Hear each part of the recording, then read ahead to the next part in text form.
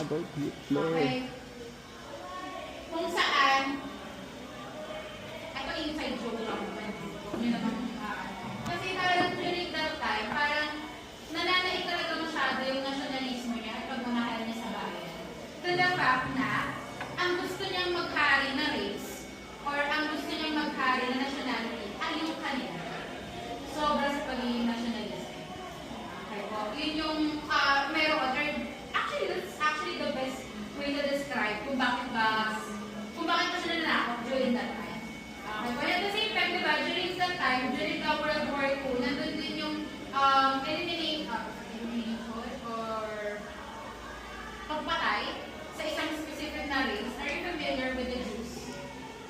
Ayun po. So yung kanila pong race during that time, isa sila talaga yung kumbaga pinunterya specifically ni Hitler. Okay po. Now, ano yun po yung mga nangyari?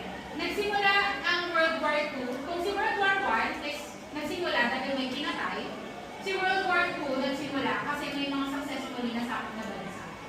Okay po. Particularly na nga po ang Austria, ang Czechoslovakia, at ang Poland. Okay? Pero ang main talaga na nagpa-start ng World War II is yung nasakop na ang Poland. Bakit?